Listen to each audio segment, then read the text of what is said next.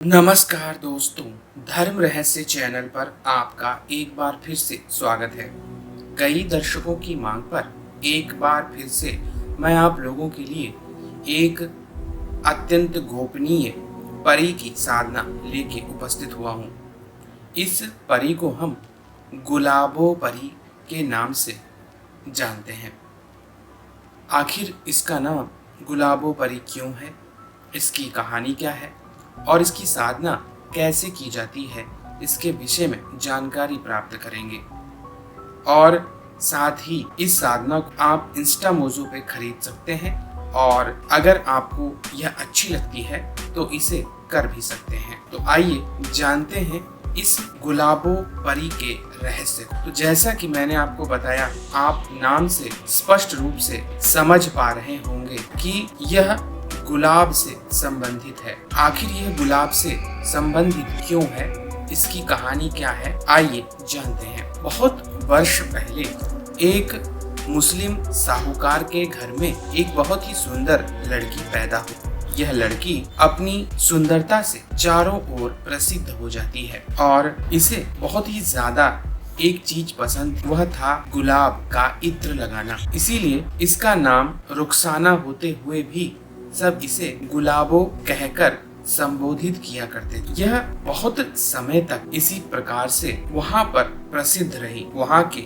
एक मुस्लिम शासक ने जब यह सुना कि कोई लड़की बहुत ज्यादा सुंदर है तो उसके मन में उसे प्राप्त करने की इच्छा बहुत ज्यादा तीव्र हो गई। इसलिए वह एक व्यापारी का भेष बनाकर इनके घर में आया। साहूकार ने उसे अपने घर में रखा और उसकी मेहमान नवाजी की। इसी दौरान उसकी वह कन्या बाहर आई और उसे देखते ही राजा का मन उससे प्रेम करने लगा। उसने साहूकार से कहा, यह कौन है? तब उन्होंने अपनी बेटी को बाहर बुलाकर कहा, यह तुम्हारे बारे में पूछ रहे हैं। तब उसने कहा, मेरा नाम रुखसाना है, लेकिन मुझे लोग प्यार से गुलाबो बुलाते हैं। तब राजा ने कहा, अच्छा, तुम्हारे शरीर से तो बहुत तेज गुलाब की सुगंध आ रही है। तब वह कहती है, मैं हमेशा दूध में गुलाब जल डालकर नहाती हूँ, इसलिए मेरे शरीर से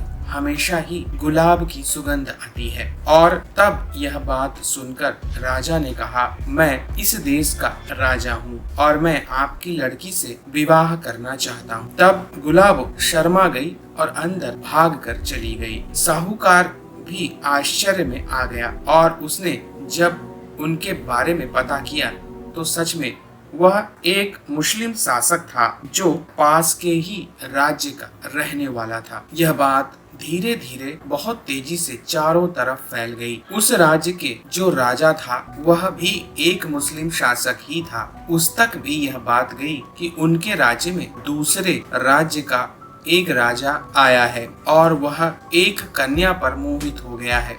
तो इस राज्य का राजा भी उस लड़की को देखने के लिए लालायित हो गया। उसके मन में भी यह विचार था कि अगर उसी के राज्य में कोई सुंदर कन्या है तो भला किसी दूसरे राजा को यह क्यों दे जाए, जिस पर तो उसी का हक होना चाहिए। हालांकि यहाँ का राजा बूढ़ा था, लेकिन वह भी उस साहूकार को कहता है, मैं तुम्हारे घर आना चाहता हूँ। साहूकार उसका भी स्वागत करते हैं और जब वह राजा उनके घर आता है तो कहता है, अपनी बेटी को दिखाओ, क्योंकि मैंने उसकी बड़ी चर्चा सुनी है। वह तो गुलाबों की तरह महकती है, इसीलिए उसका नाम लोगों ने गुलाबो ही रख दिया है। वह 19 वर्ष की सुंदर कन्या बाहर आती है और उसे देखकर यह राजा उस पर बड़ा मोहित हो जाता है और साहूकार से कहता है, तुम इसका विवाह मेरे साथ कर दो, मैं इसे अपनी रानी बनाकर रखूंगा। तब साहूकार हाथ जोड़कर उस राजा से कहता है, मुझे माफ कर दीजिए, क्योंकि मैंने इसका रिश्ता दूसरे राज्य के राजा से तय कर दिया है। तो यह राजा क्रोधित हो जाता है और कहता है, मेरे राज्य की कोई वस्तु मेरी है, इसलिए इस लड़की पर मेरा ही हक है। मैं चाहूँ तो अभी तुम्हारा सर कलम करके इसे उठाकर ले जा सकता हूँ, लेकिन मैं ऐसा नहीं करूँगा। आखिर तुम मेरे होने वाले रिश्तेदार हो, इसीलिए इसकी शादी मुझसे करवाओ और उस राजा को मना कर दो। इधर राजा जो दूसरे राज्य का होता है उस तक यह बात पहुंच जाती है। तब राजा एक पत्र गुलाबो को लिख कर भेजता है। गुलाबो उसमें हामी भरती है और कहती है, मैं आपसे ही विवाह करूंगी और जो मेरे लिए अपने हर चीज को छोड़ देगा मैं उसी से विवाह करूंगी। तो राजा कहता है, मैं अपना राज्य तक छोड़ने को तैयार हूँ तुम्हारे लिए। तो वह कहती है, ठीक है, मैं तैयार हूँ। और तभी एक तांत्रिक को राजा भेजता है और वह तांत्रिक परी साधना में बहुत ही ज्यादा निपुण था। वह तांत्रिक जाकर गुलाबो से मिलता है। गुलाबो कहती है, आप कौन? तब वह कहता है कि दूसरे देश के राजा ने मुझे आपके पास भेजा है, कुछ विशेष बात बतानी है। तब वह कहती है, आपको मुझे क्या विशेष बात बतानी है? तो वह कहता है, मेरे पास सिद्ध परी है, मैं परी तुम्हें दे दूंगा जो तुम्हारे शरीर में रहेगी और इसी वजह से तुम्हें कोई छू नहीं पाएगा जब तक तुम्हारी मर्जी ना हो। इस बात को उस राजा ने मुझसे करने को कहा है क्योंकि तुम्हारे शरीर को कोई अपवित्र ना कर दे। यहाँ का वह बूढ़ा राजा बहुत ही बुरा है और तुम्हें कभी भी घर से उठवा सकता है।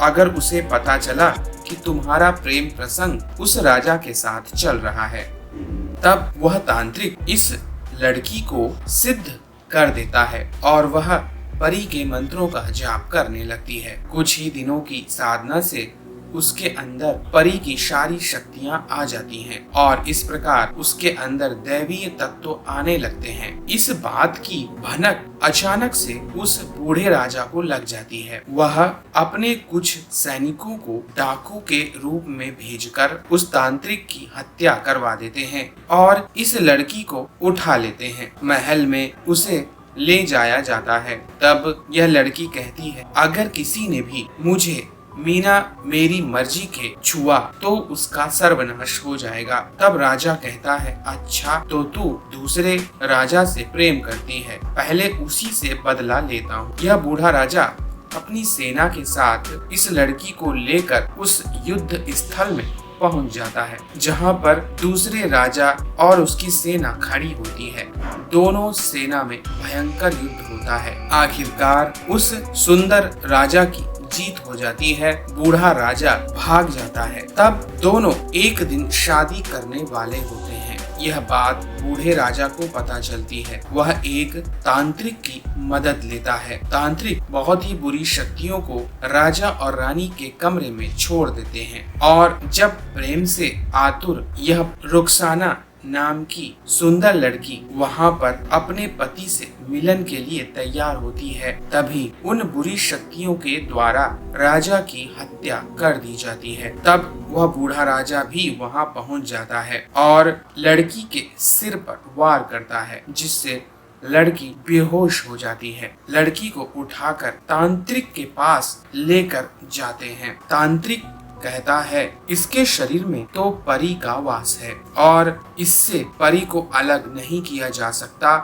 जब तक यह खुद इस परी को अपने शरीर से बाहर नहीं निकाल देती है। अब क्या करें? यह तो बड़ी विचित्र समस्या हो जाएगी। बूढ़ा राजा कहता है, मुझे इस बात से कोई फर्क नहीं पड़ता है। मेरे मन में इसे प्राप्त करने की बहुत बड़ी लालसा है। तुम इसे बिस्तर पर लिटा दो, बाकी मैं अपनी वासना इसके साथ पूरी कर लूंगा। तांत्रिक उस लड़की को बिस्तर पर लिटा देता है। तब राजा उसके साथ बुरे कर्म करने की तैयारी करता है और जैसे ही वह ऐसा करता है, अचानक से इस कन्या की मृत्यु हो जाती है और वह परी के रूप में बदलकर वहां से निकल जाती है और कहती है कि मेरे मन की सच्ची प्रार्थना है कि कोई मुझे प्राप्त करे, मैं केवल उसी की होकर रहना चाहती हूँ। यह बोलकर वहाँ से वह परी हमेशा के लिए गायब हो जाती है। बूढ़े राजा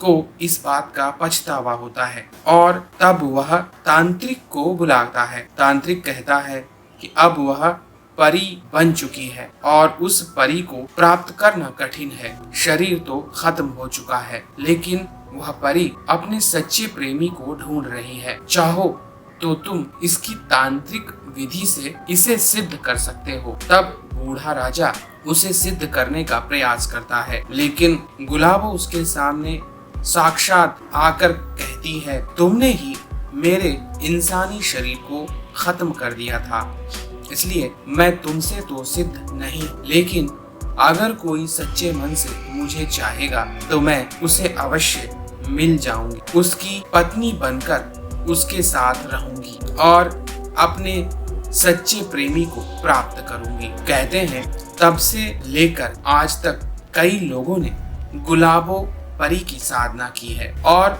इस परी को प्राप्त किया है। तो यह थी कहानी गुलाबो परी की। इसकी साधना का विवरण मैंने इंस्टामोजो स्टोर पर उपलब्ध करवा दिया है। आप इस वीडियो के नीचे डिस्क्रिप्शन बॉक्स में लिंक के माध्यम से क्लिक करके फॉर्म भरें, ईमेल आईडी इत्यादि डालें और फिर आपके ईमेल इत्यादि पर लिंक आएगा, उस पीडीएफ को डाउनलोड करें। यह साधना आप इंस्टामोजो से खरीद सकते हैं। तो यह थी जानकारी और कहानी गुलाबो परी की। आप सभी का दिन मंगलमय हो। जय मां पराशक्ति।